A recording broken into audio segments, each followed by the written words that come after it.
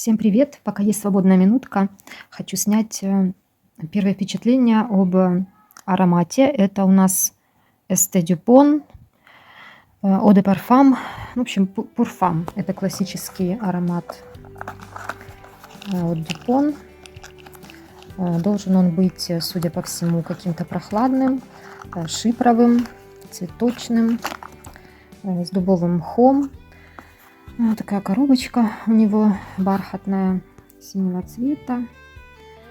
Вот, купила сегодня на барахолке была, купила вот такую вот, тут немножко начатая бутылочка. Ну вот хочу сейчас быстренько поделиться первыми впечатлениями. Еще я его не нюхала. Когда-то покупала своему мужчине мужской аромат в такой синей коробке, а вот с женским я не была знакома. Почитала отзывы, он должен быть мшистый, прохладный, чем-то похож он вроде и на Палому, и в общем на все эти ароматы старой школы. Ну вот открыла, тут такая вот заглушечка маленькая резиновая, пластмассовая. Открыла, уже слышу действительно какой-то прохладный аромат. Надеюсь, он, может быть, будет на Эсти похож, от Estee Lauder. Сейчас понюхаю. Ну, знаете, что-то есть. Есть что-то от Эсти, но он более сладковатый, более цветочный, видимо. Но это действительно классический аромат. И как мне нравятся эти вот первые впечатления. Да, это такой, прям что-то такое ядрененькое немножечко. Сейчас нанесу немного на руку. И попробуем, как он будет раскрываться. Конечно, интересно. Это я чуть позже запишу и расскажу. Но это такая классика. Это аромат, по-моему, 99-го, если я не ошибаюсь, года. То есть он не совсем уже такой винтажный. Но уже, в принципе, где-то около 25 лет, да, с его выхода прошло. Там пирамида просто огромнейшая. Там очень много нот. Что я запомнила, это гальбанум в верхних нотах. Это иланг, там и жасмин, и роза. Там, в общем, очень много цветов. В базе там и амбра, и дубовый мох. В общем, база такая более тяжеленькая будет. Ну да, цветочный шипр. Ну, видимо, все-таки на Эсти он не особо похож. Это просто я сейчас сравниваю, потому что недавно делала вот тоже видео про Эсти. И тоже не так давно купила пробник. И помню, что его именно звучание прохладное. А этот аромат такой...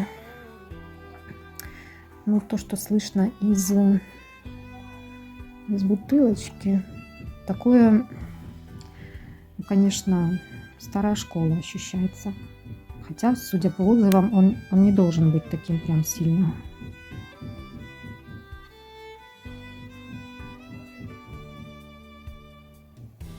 Ну, пока такой шершавый. Верхние ноты довольно-таки шершавые. Ну, видимо, это гальбанум. Действительно, он дает такую какую-то некоторую пыльность, что ли, аромату придает. В общем, буду разнашивать, потом сниму уже дальше продолжение про его раскрытие, потому что, пока вот я чувствую такое что-то, действительно на Палому что-то есть. Палома мне, конечно, не особо нравилась, поэтому я даже, имея возможность, я ее не купила, миниатюру. Как-то она меня оттолкнула. Ну, а это была по очень такой бюджетной цене продавалась, поэтому эту я, не раздумывая, купила. Потому что, в принципе, аромат интересный. Мне, кстати, недавно где-то в магазине я видела полный флакон. То ли 30, то ли 50. Но это именно в парфюмерном магазине. Там, где цена приличная. Там около, наверное, 8 тысяч или 6 тысяч за него просили. Ну, там я понюхала, что-то он меня совсем как-то не впечатлил. Но тоже сказали, что это классика. Это такое что-то женственное. Вот. Это, конечно, не вот эти вот какие-то гурманские современные ароматы.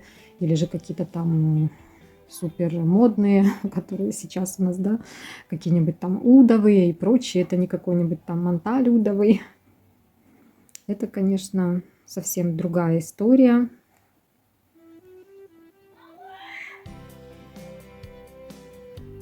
Ну, какими-то травами, мне кажется, он раскрывается. Вот сейчас, ну, более какая-то вот травянистость. Пока слышу более такой зеленый аромат. Травки. Мне кажется, что и мох уже ощущается, и вот это, да, гальбанум, и какая-то пыльца, какая-то Боже, ну что ж эти дети так орут? Это просто невыносимо. Надо было закрыть форточку. Простите, ради бога, но детки — цветы жизни. Ну, в общем, пока не совсем непонятно, будет продолжение.